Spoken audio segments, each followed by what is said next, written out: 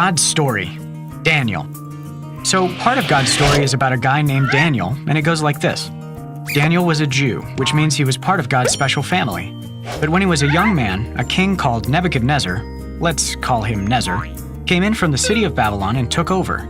He chose the smartest, strongest, most handsome Jewish men to leave their home and come work for him in his palace. One of those young men was Daniel. Even though most people in Babylon didn't follow God, Daniel and his friends did. So they had to figure out how to obey God and serve the king. For starters, they had to go through a training program where they were fed royal food.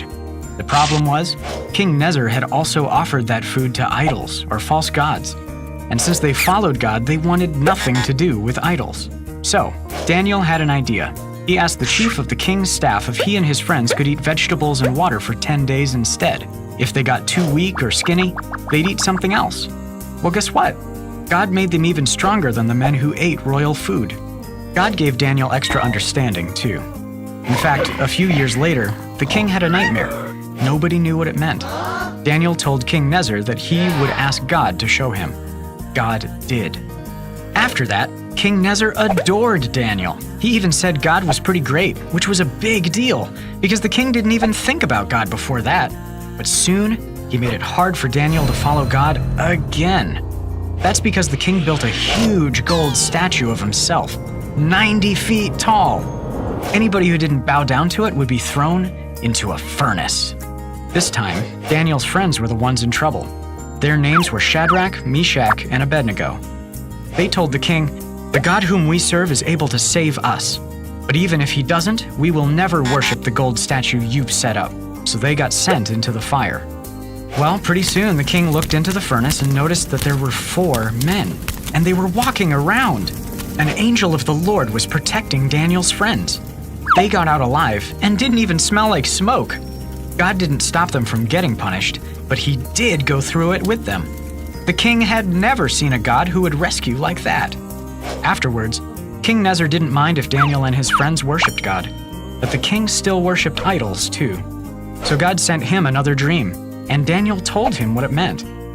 King Nezer would live in a field and eat grass like a cow for 7 years. In other words, he'd go crazy until he realized that God is the only one we should worship.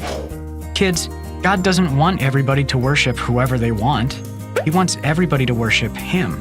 Anyway, Daniel kept working for other kings of Babylon, even after King Nezer. God continued to help him understand dreams and visions. And even though he had to give a lot of bad news, Daniel did excellent work, and he was really well liked by the kings. In fact, one king named Darius liked Daniel so much that others got jealous. They tried to get Daniel in trouble. But they knew the only way to do that was to make a law against God. They suggested that everybody pray only to King Darius. That made the king feel important, so he made it a law. Anybody who disobeyed would spend the night in a den of lions. Daniel kept right on praying, though, and when King Darius found out, he was sad. He didn't want to punish Daniel, but now it was the law. He said, "May your God whom you serve faithfully rescue you." And guess what? God did! He sent an angel to shut the lions' mouths. Daniel served 4 important kings, and he followed God. But whenever it came down to obeying God or the king, Daniel chose God every time, no matter what. And even though Daniel had to do some really hard things, God was always with him. And that's the story of Daniel. So in case you missed it, here's the quick version.